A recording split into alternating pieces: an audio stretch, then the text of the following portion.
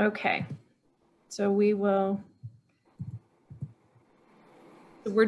today is our presentation for neighborhood councils on scheduling a meeting. It's a quick, broad overview, kind of a beginning touch point, and we'll go over the benefits between having a free account and having a pro account, and how that can help your neighborhood. We basically have it set up in 4 sections. The first one is scheduling meetings, and then we will go into background and controls for the meeting, and then at the end we will have a help center page, and then we'll go into questions and answers.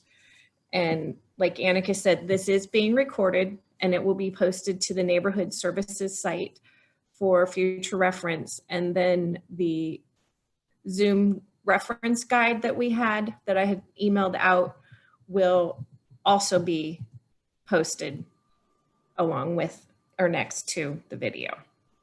So let's go ahead and get started.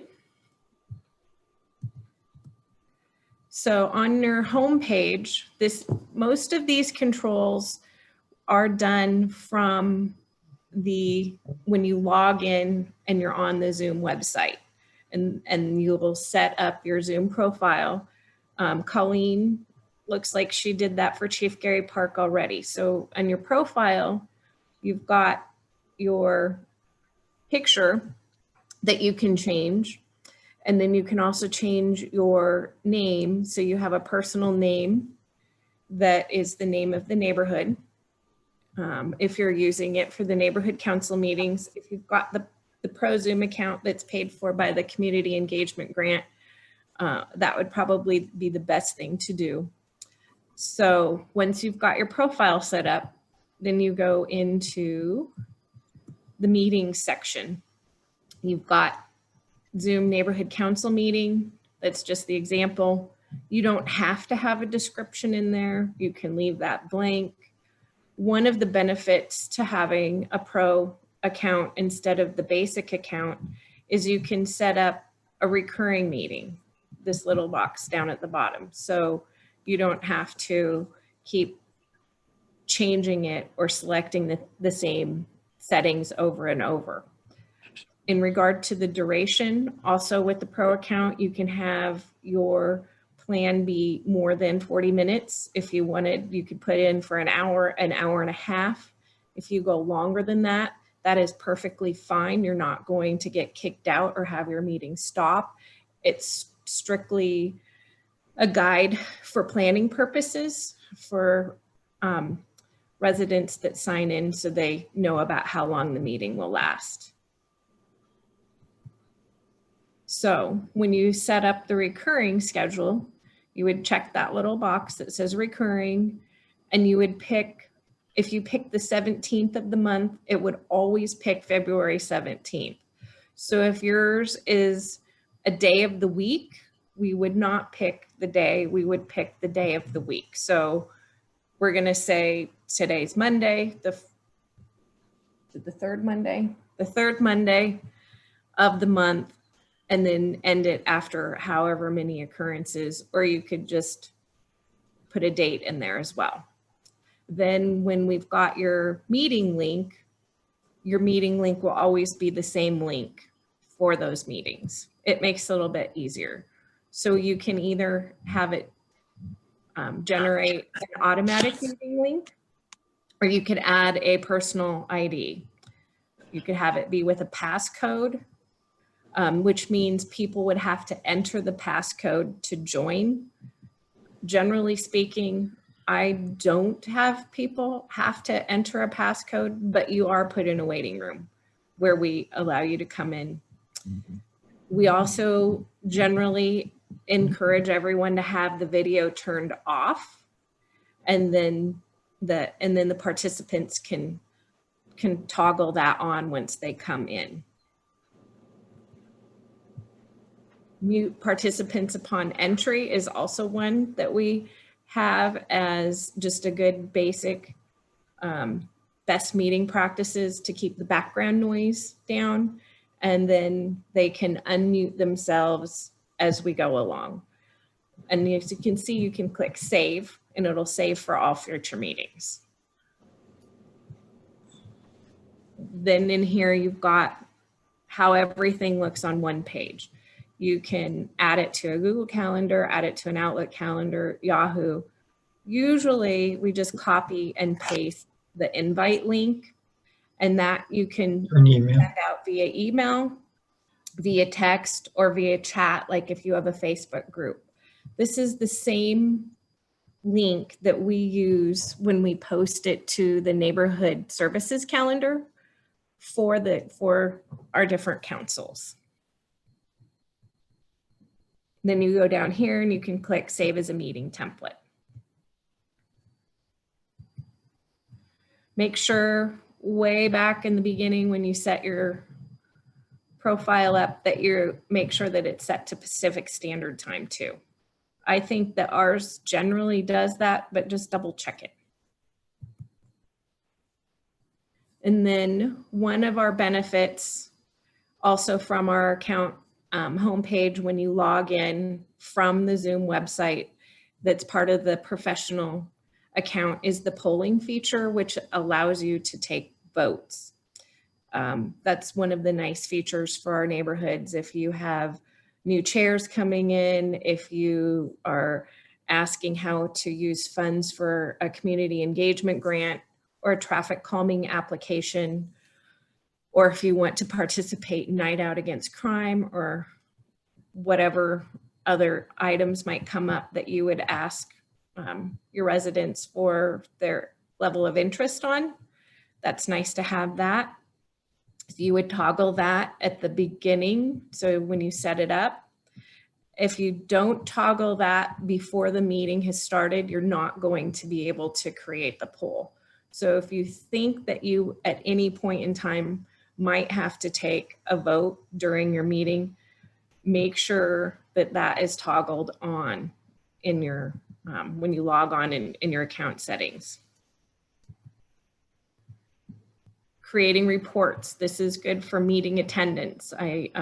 Most of you in your bylaws have meeting attendance where residents have to attend X number of meetings in order to vote.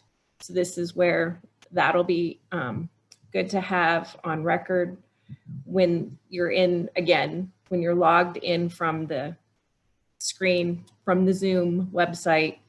Under registration, you'd click required, and then folks will have to sign in their name as they log into the meeting, and that's how you would get meeting attendance.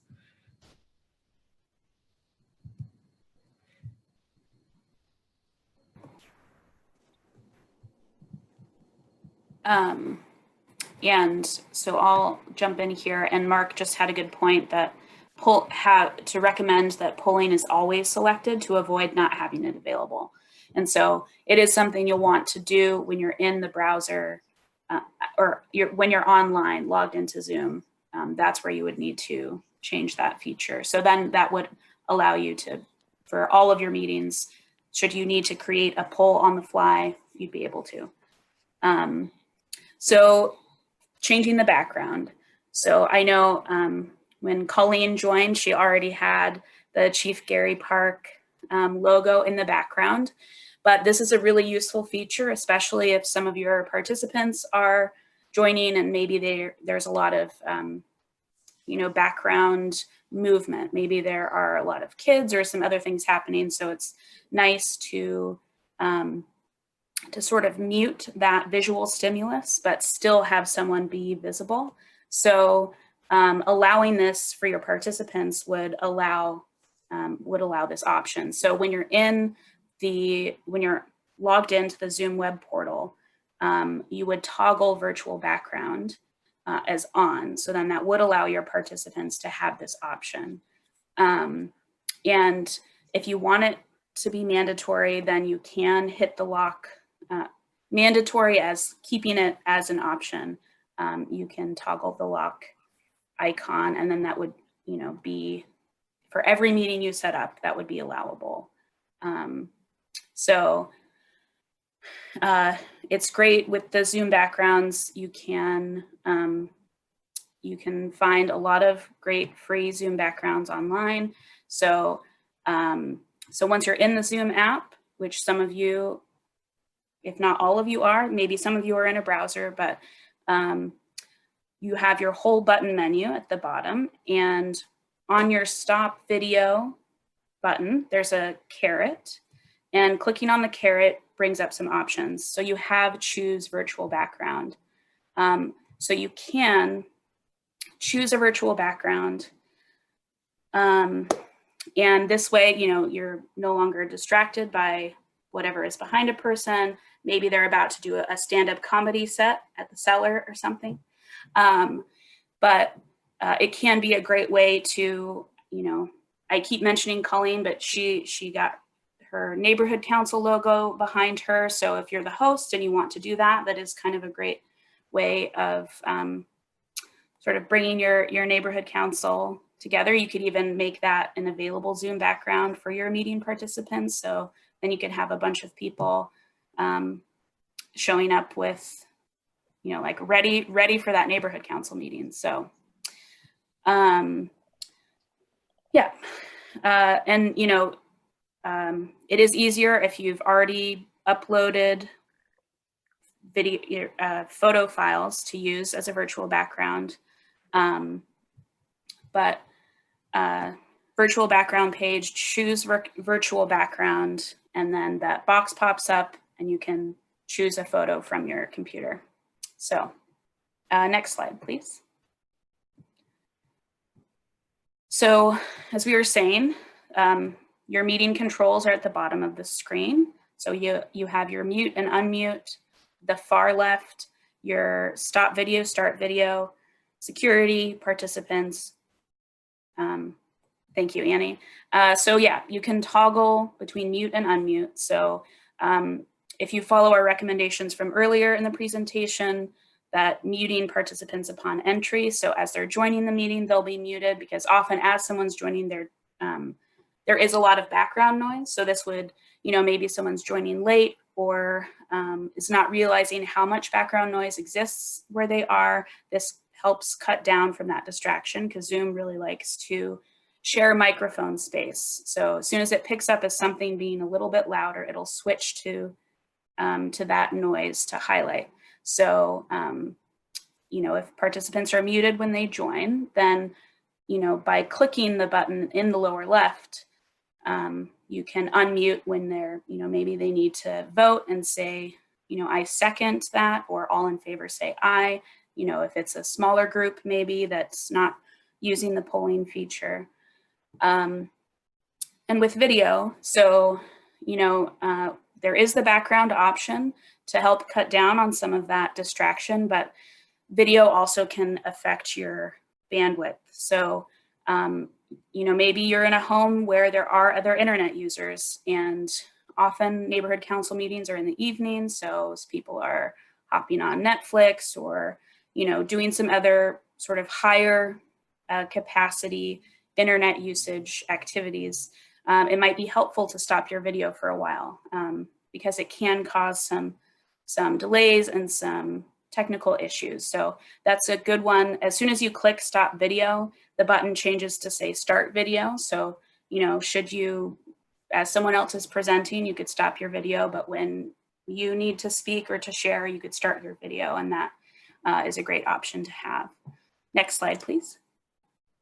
So security. So once you're in the meeting, you have already set up the meeting as you want it, but maybe there are some things that are happening in the meeting that you want to adapt for. So maybe you have a surprise guest, maybe a Vista, you know, reached out last minute after the meeting's been set up saying, we'd really like to present on how to do some easy energy savings in your home. So under security, there are a number of things that you can change, one of them being what you allow participants to do. So currently, in this example on the screen, it says that share screen is not available for participants, but you could click that. So then you would allow participants to share their screen. So then that Avista guest could click the share screen button and present the great DIY options for winterizing your home to save energy. It's also where you can, on the fly in the meeting, check or uncheck whether participants can unmute themselves, rename themselves, or participate in the chat. And I would 100% say it's very helpful to have the chat remain open, because that's a great way to collect questions, to collect feedback, to collect sort of any sort of normal interjections that would happen in an in-person meeting without taking the audio space of doing that verbally. So, and you can also lock the meeting. So if you're like, oh, these are all the participants, then, if you lock it, then no one else can join in the meeting as it's going on. Or, maybe you've decided you've had your main full neighborhood council meeting, and then you need to go into executive session. So once you just have your executive team, you could lock it so that no one else joins for that portion of the meeting. And that is also where you can enable or disable the waiting room. Next slide, please. Let me just move our video screen here. Okay, so share screen. So like we're seeing right now, Annie is sharing her screen, and you basically, you could share anything that you have open on your computer. So as you're preparing for a meeting, if you have your meeting agenda or a PowerPoint or a photo of your new pet, if you have those ready and open, so that when you want to share your screen, you would click the share screen button, and then you could choose which option you'd like. So whether it is your PowerPoint or your new puppy photo or the meeting agenda. So this is another great option when in a virtual meeting and not wanting to disturb the audio, giving a nonverbal reaction. So maybe it's not a formal vote, but if someone just presented, perhaps they're sharing that photo of their new puppy and everyone's really excited, you can, click on a reaction to show how excited you are about the puppy without disturbing the, switching the audio from different, different folks' screens. And just to give a quick example, I don't know if any of you have participated in a virtual birthday, but often if you're trying to sing happy birthday in a Zoom meeting, it is very challenging because the microphone just switches from person to person, and it's much easier and the experience is smoother if you were to celebrate with the little confetti bugle celebrating than everyone trying to speak at once. Next slide, please. So, I know that we're here. Mark, I have not seen all of your chats, and I will get to them, but I did see Mark's that most birthday voices should be muted. Well, you certainly hear people's voices much clearer when you're singing happy birthday over Zoom. And so who may be, yes, I understand what you're saying, Mark. So, we've kind of gone over, you're creating this Zoom meeting for your neighborhood councils and some of the most common things and the most useful things that we thought you'd come across or need for neighborhood council meetings specifically. But the Zoom Help Center online is a vast and incredible resource. And as we mentioned at the top of this training, we will be sending out this slide deck, which has this tiny URL link that takes you to the Zoom support page, and they have live tutorials and recorded tutorials, and they have all topics that you could think to ask. And it's a very exhaustive resource that's really helpful for any further questions or issues you might have. And you could watch those videos as many times as you need to, or this one, to get all these birthday jokes as many times as you need to to help set up your neighborhood council meeting. Next slide, please. So we are on to the question portion, and these are just some questions we thought might be pretty common. So with sharing content, as we talked about, it is helpful, it's great that in my example, that Avista presenter was like, I really think, we're having this surprise snow. It would be really helpful to just tell everyone how to winterize their home and save some energy. But hopefully people are giving you more notice than that, that they want to present at your neighborhood council meeting, or you've reached out to them and asked. So it is really helpful for you maintaining those host controls that, if they send a presentation, et cetera, ahead of time to you, so you can have that open on your computer as you're running the meeting. And, our polls used for voting, yes, polls, that's the most, I think, most applicable polling sort of neighborhood council overlap, is that especially if you're having a really, maybe you only meet quarterly or every other month, so your meetings are a lot bigger than some of the neighborhoods maybe that meet a lot more frequently. And so if you're voting and you kind of have a large number of folks, that's really helpful to just get those immediate results. As Annie said, if there's, if it's traffic calming or your community engagement, where you want to spend your community engagement funds, or the participating in, well, in anything, any of your decision making, it is a very helpful thing to have. And I think I just saw a chat flash by. It is very helpful to set up the polls before the meeting.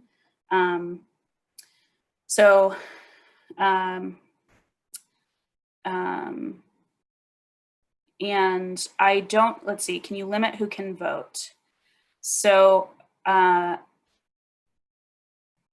don't believe so. I mean, I think it's all participants can participate in a vote, but it is showing up as who is participating. So you could filter out later if you needed. So I can't connect to audio. So ensure, so I'll just go through these two and then I'll look more closely at the chat. So if you're having audio issues, you want to first check to see if your computer's speaker is muted, which can, I've fallen into this trap before when my email notifications were too loud. I had muted my laptop and didn't realize that's why the next meeting I was in, I couldn't hear them, and no one could, well, maybe people could hear me, but I couldn't hear them. So that's always a good first troubleshooting step. And then, checking on, looking at that left-hand button, are you muted? If you're muted, it has that, that slash through your microphone. So it's clear that you are muted. So clicking that to unmute yourself, that would be the first thing to check when you're in the meeting.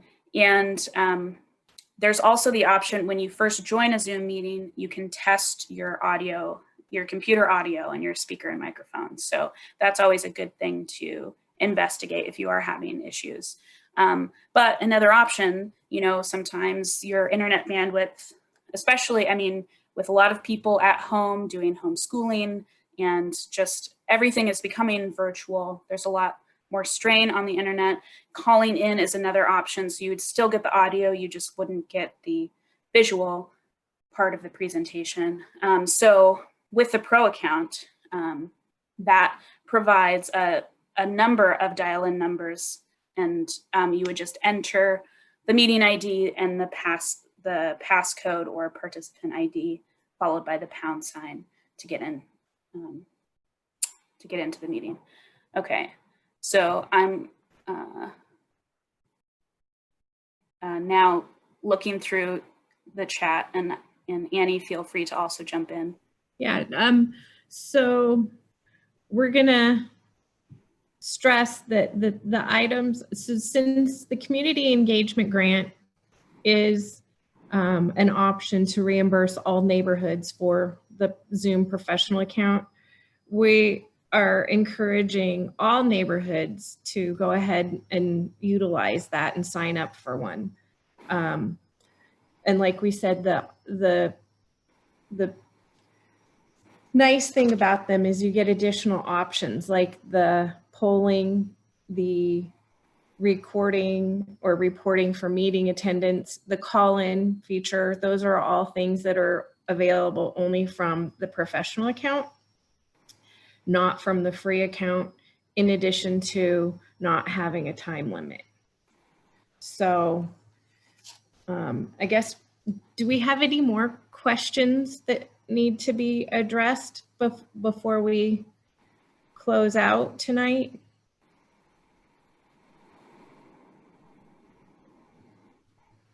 Did you guys find this beneficial, hopefully?